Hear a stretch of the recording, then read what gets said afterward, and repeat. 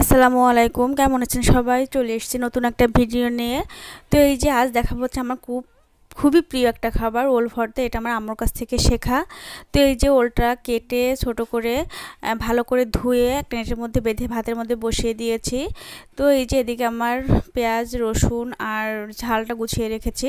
তো অনেকেই হয়তো পানি দিয়ে সিদ্ধ করে ভর্তা করে, সেটা আসলে প্যাচপ্যাচে হয়। ভাতের মধ্যে যদি সিদ্ধ করা হয় তো এই ভর্তাটা অনেক আঠালো হয়, খেতেও অনেক দারুণ হয়। তো এই যে আমার অলরেডি 40 মিনিট কি 45 মিনিট পর আমার ভাতটা হয়ে গিয়েছে।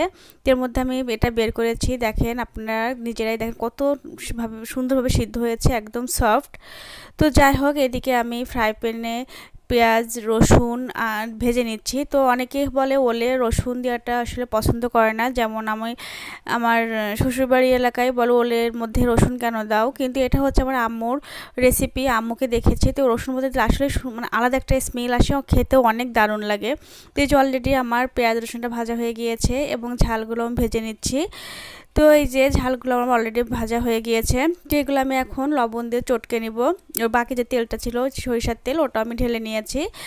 তো এই যে আমি এটা লবণ দিয়ে চটকে নিচ্ছি ভালো করে। ভর্তাটা আসলে যত চটকাবেন ততই ভালো লাগে। অনেকে শিল নোড়াই করে বা ব্লেন্ডারে করে, তো ওগুলো হচ্ছে আলাদা একটা ভালো লাগা। কিন্তু যেগুলো চটকে মাখার ভর্তা, ওগুলো হাত দিয়ে ভালো করে না চটকালে কিন্তু ভালো লাগে না। অনেকে হয়তো বলে যে এইভাবে চটকাচ্ছে খেতে ইচ্ছা করে না, কিন্তু আপনারা দেখবেন যে ভর্তাটা আপনার হাত দিয়ে চটকে করবেন খেতে খুব মজা। তো এই যে অলরেডি আমার ভর্তাটা হয়ে গিয়েছে, অনেক মজা হয়েছে, সবাই বলেছে অনেক ভালো হয়েছে খেতে। তো সবাই ভালো থাকবেন, আল্লাহ হাফেজ।